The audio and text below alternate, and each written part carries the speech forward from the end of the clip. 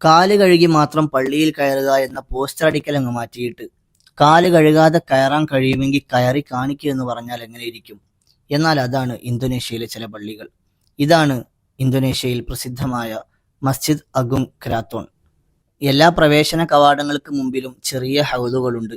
അതിൽ കാല് നനച്ചിട്ടല്ലാതെ അകത്തോട്ട് പ്രവേശിക്കാൻ കഴിയില്ല. നോമ്പു തുറക്കാൻ പോയ കെരാത്തോൺ മസ്ജിദിന്റെ വിശേഷങ്ങൾ പറയാം. 1000-ഓളം പേർക്ക് സുലഭമായ ഇഫ്താർ വിരുന്നൊരുക്കുന്ന കെരാത്തോൺ മസ്ജിദിൽ ഇഫ്താറിന് അരമണിക്കൂർ മുമ്പേ വഅദുകൾ തുടങ്ങും. പിന്നെ ബാങ്കിന്റെ സമയം അറിയിക്കുന്ന നഗാരയടിയും സൈറൺ മുഴക്കവുമാണ്.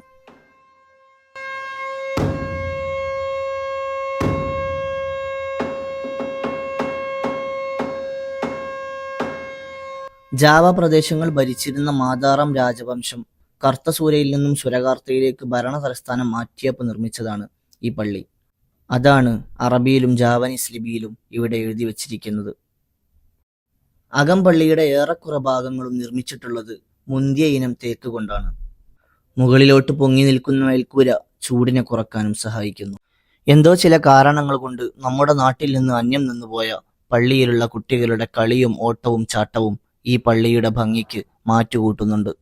അതത് ദിവസങ്ങളിലെ തറാവീഹ് നിസ്കാരത്തിനുള്ള ഇമാം ആരാണെന്നും അവരോതുന്ന ജുസ്ഉകൾ ഏതൊക്കെയാണെന്നും തുടങ്ങിയ വിശദീകരണങ്ങളുള്ള ഒരു സ്ക്രീന് കൂടി തെളിയുമ്പോൾ വിശ്വാസികളുടെ മനസ്സ് അറിയാതെ ആ പള്ളിയിൽ അലിഞ്ഞു ചേർന്നു പോകും.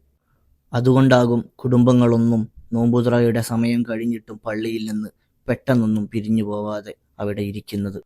രാത്രിയും പകലുമെല്ലാം ഒരുപോലെ ഭംഗിയുള്ള കെരാത്തോൺ മസ്ജിദിനെ പോലെ അള്ളാഹുവിൻ്റെ ഭവനങ്ങളെയെല്ലാം നമുക്ക് ധന്യമാക്കാം. അസ്സലാമു അലൈക്കും വറഹ്മത്തുള്ളാഹി.